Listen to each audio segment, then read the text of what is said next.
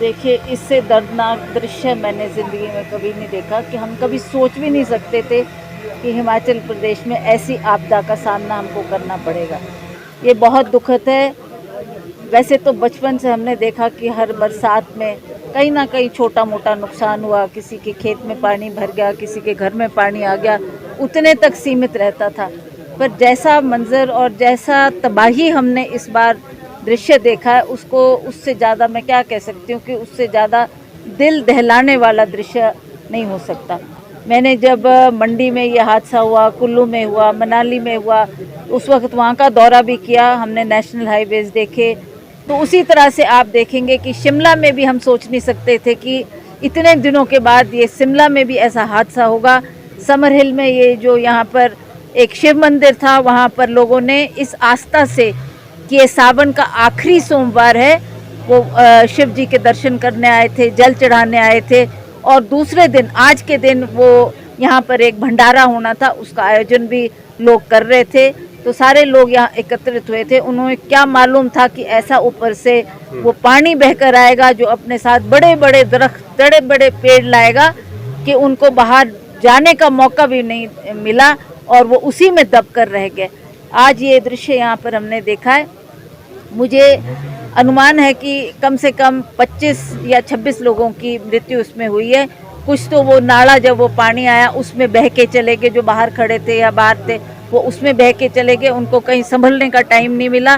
जो अंदर मंदिर के अंदर थे वो तो उस बिल्डिंग में ऊपर से आप देख ही रहे हैं कि कितने बड़े बड़े पेड़ गिरे हैं और वो सारी की सारी बिल्डिंग उसमें कोलैप्स होकर वो उसमें दब गए।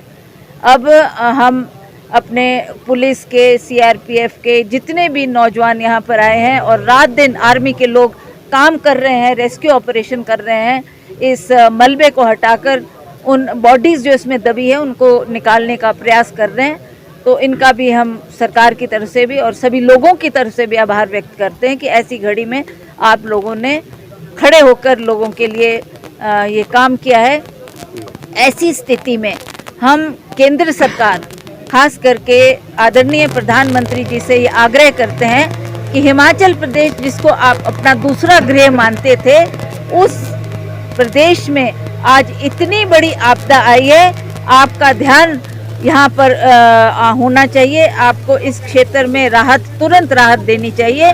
इसकी भरपाई ना स्टेट गवर्नमेंट कर सकती, केंद्र सरकार से हमें पूरी उम्मीद है कि नरेंद्र मोदी जी स्वयं इस बात को ध्यान में लेंगे और इसके ऊपर जो काम करना है उसमें तुरंत कार्रवाई शुरू करेंगे। हमने उनसे ये भी आग्रह किया है कि स्टेट को राष्ट्रीय आपदा घोषित करें और स्टेट को जब वो आपदा घोषित करेंगे तो उनकी टीम आएगी, देखेगी कि कहाँ क्या नुकसान हुआ है, उसकी भरपाई हम कैसे कर पाएंगे और कैसे लोगों को तुरंत राहत दे सकेंगे। उसके लिए हम उम्मीद करते हैं और सभी अपनी निगाहें प्रधानमंत्री जी की तरफ लगाए बैठे हैं कि कब उनकी घोषणा होती है, कब वो हमारी स्टेट को एक डिज़ास्टर के तहत इसमें कार्य शुरू करने का काम करें।